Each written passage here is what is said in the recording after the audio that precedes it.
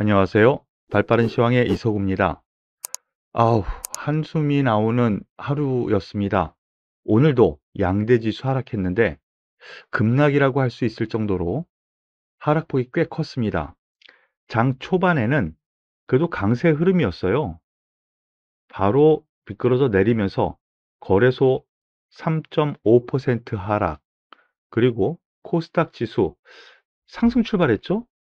그런데 쭉 밀리면서 3.73% 하락. 이러한 영향 때문에 투자 심리는 꽁꽁 얼어붙는 흐름을 보여주었습니다. 여기서 이런 하락이 왜 일어났는가에 대한 원인부터 좀 알아봐야 될 것 같습니다. 언론이나 애널리스트에 따라서 하락의 이유를 여러 가지 갖다 댈 수 있겠는데요. 제가 생각하는 부분 하나씩 보죠. 미국 증시 하락, 그동안 하락 많이 했습니다. 하지만 오늘 아침에는 급등하다가 약간 보합선에서 마감을 했죠.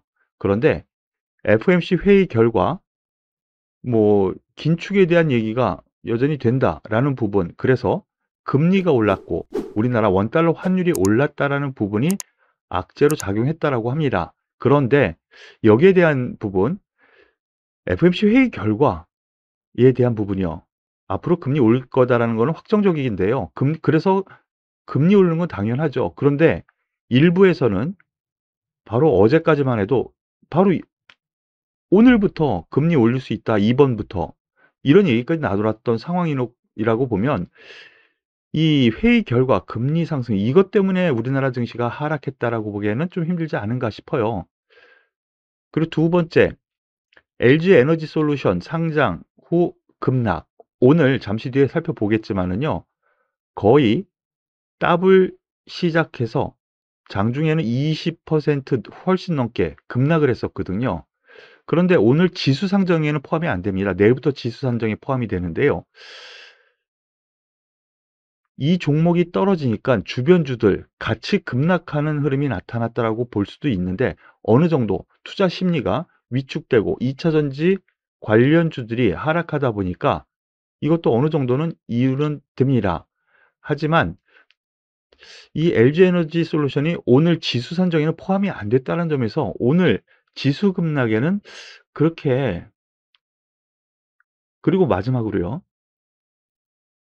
요 위클리 옵션 만기 요 부분인데요. 지금 우크라이나 전쟁 문제는 한꺼풀 내려갔죠. 예, 휴전하기로 했습니다. 그것이 이제 도장 찍고 뉴스화가 됐습니다. 그 문제 때문은 절대로 아닌 거거든요. 우크라이나 문제. 그러면은 남은 게 요거예요. 위클리 옵션 만기일. 잠깐 화면을 잠깐 보시면은요. 지금 풋 옵션입니다. 위클리 오늘 만기일인데요.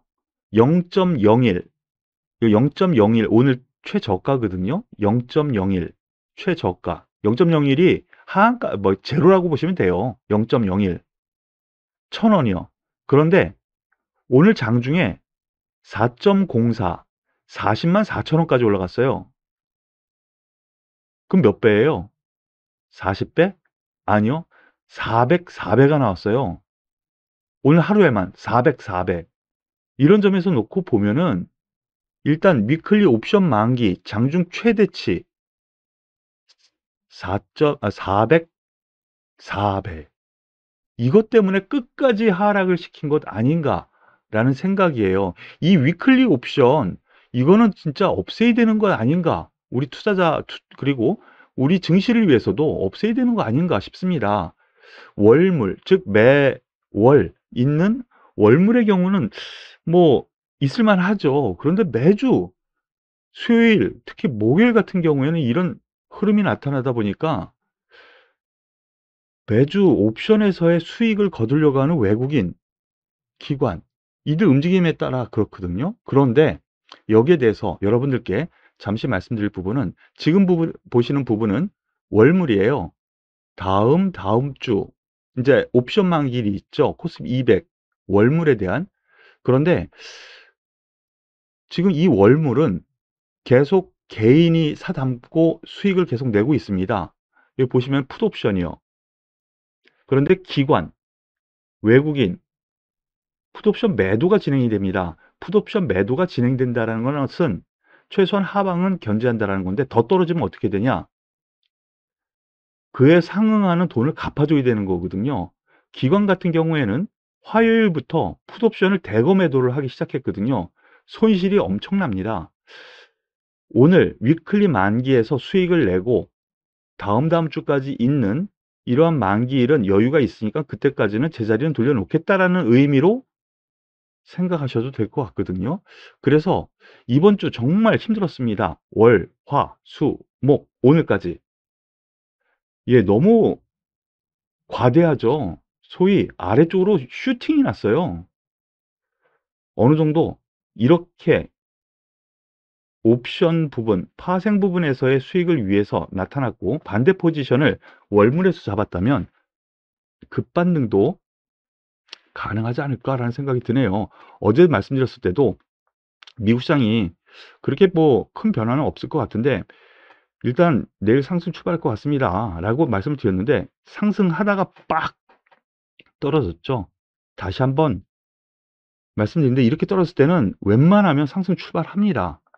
그리고 이렇게 인위적으로 밀었을 때는 제자리 돌려 세웁니다. 하지만 오늘의 이 하락은 정말 아프네요. 하지만 제자리, 일단은 2825포인트 정도까지는 1차적으로는 볼 수 있는 영역 있다라고 생각을 하시고요. 그 전에 5일선에 걸려서 횡보는 하겠죠. 걸려서 소위 박스권. 이러한 부분 참고를 하시고요. 아, 여기서 더 떨어지겠습니까? 라고 생각을 한다면 매도보다는 보유 혹은 매수가 맞지 않은가라는 생각, 여러분들께 말씀을 드리고 싶습니다. 조금만 힘내시죠. 그리고 오늘 대표주, 뭐 여러 종목 있을 수 있겠지만 대표주 몇 종목에 대해서만 좀 알아보겠습니다. 가장 관심의 대상인 LG 에너지 솔루션, 바로 이 종목 때문에 1월 한 달이 완전히 다 갔습니다. 이 종목 사려고, 기관 같은 경우에는 이 종목 사려고 다른 주식들을 매도하고 시가총액 2위 종목이니까 이것을 사려고 그동안 짓눌렀죠. 1월 시작하자마자. 그런데 오늘 보면은요, 30만 원이죠, 상장가가. 그런데 60만 원까지 갔습니다. 더블. 근데 거기서부터 쭉 밀려와서 거의 하한가까지 갔었어요. 거의. 그러다가 다시 올려붙였는데, 수급 동향 보시죠. 기관이 3조를 샀습니다. 개인 1조 4,700억, 외국인 1조 5천억 매도. 이 종목에 완전히 집중돼 있었거든요, 오늘 하루. 더군다나 지수에 편입도 안 되는 종목이에요. 오늘은. 내일부터 편입이 돼요. 제가 월요일 날 생방송에서 말씀드렸을 때, 위로는 따라잡지 말고 50만 원 아래 권역에서는 한번 살 수 있을 것 같습니다. 그리고 외국인 기관, 특히 기관 같은 경우 펀드 내에 살려고 하기 때문에 50만 원 아래에서는 잡아볼 만합니다라고 했는데요. 역시 50만 원 아래 권역에서는 기관의 매수, 특히 연기금 같은 경우에는 2조 원을 샀어요, 오늘이요. 2조 원. 시가총액 2위이기 때문에 펀드 내에는 무조건 있어야 되기 때문에 그렇거든요. 하지만 연기금도 손실, 이 종목 하나로 오늘 손실이 꽤 있을 것 같습니다. 2조 원을 샀는데 종가상으로는 15% 떨어져 있잖아요. 지금 15%거든요. 특별한 이슈라기보다는 수급에 의해서 움직이는 종목이라고 생각을 하시면 될 것 같고요. 등락이 있더라도 수급은 이렇게 기관 외국인이 서로 주거니 받거니 하면서 등락을 좀 있을 수 있을 것 같습니다. 그래서 투자라고 생각하기보다는 트레이딩 관점으로 이 종목을 보시는 것이 맞지 않을까라는 판단으로 말씀을 드리겠습니다. 예, 오늘 만기일이기 때문에, 그리고 LG 에너지 솔루션, 기관의 매수를 위해서 다른 종목들은 신경을 안 썼던 것 같은 흐름이죠. 삼성전자부터 보죠. 2.7% 하락합니다.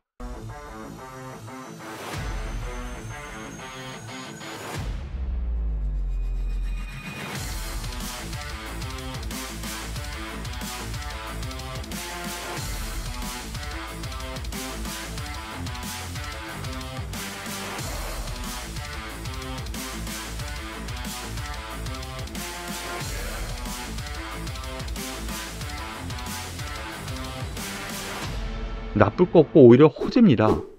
뉴스단을 보면은요. 폴더블 폰 날개 달고 연매출 100조 회복. 5G까지. 사업 분야 다 괜찮거든요.